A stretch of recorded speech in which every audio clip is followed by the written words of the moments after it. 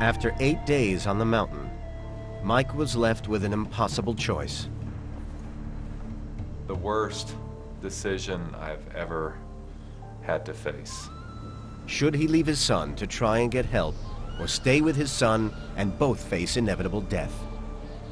I hope I never face a decision that difficult again. He decided to go. Mike struggled down the mountain, eventually reaching a hut, but it was empty. Although exhausted, he spent a sleepless night.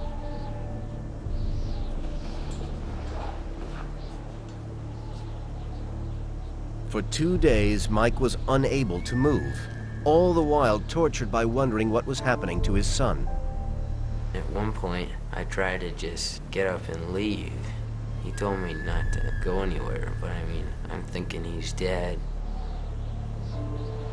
So I tried getting up to leave, and I stumbled in the snow, and I didn't realize, but I couldn't walk because of the frostbite. So that was kind of a good thing that the frostbite was there. Otherwise, I would have just left, and then they would have never found me. Mike wasn't dead. Just like his son, he was in agony with frostbite and suffering from hypothermia. He just couldn't move. As he lay helpless, he heard a vehicle pull up.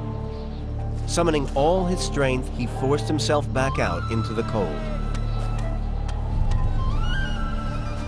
I think time slows down, especially when you're wanting someone to help you. Eventually they approached me, and turns out it's not skiers at all, it's lumberjacks. Didn't speak a word of English.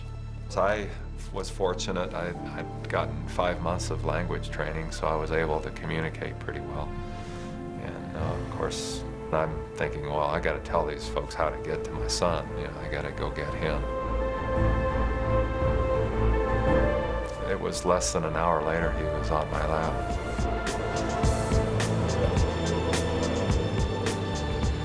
I can't describe those emotions. I mean, it's, I was just a ball of tears.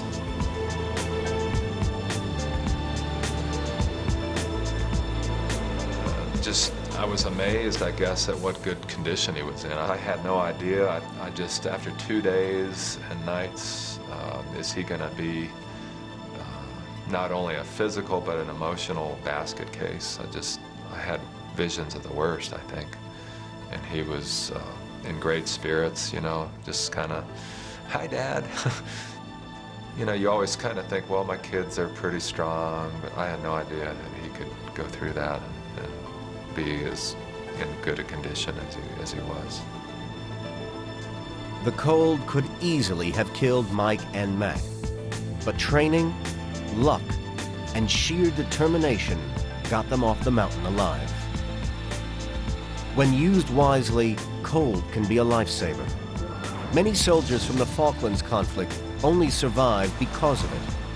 And more trauma victims are being saved by cold therapy. We're learning to harness its healing power, but the cold never lets us forget how devastating its effects can be.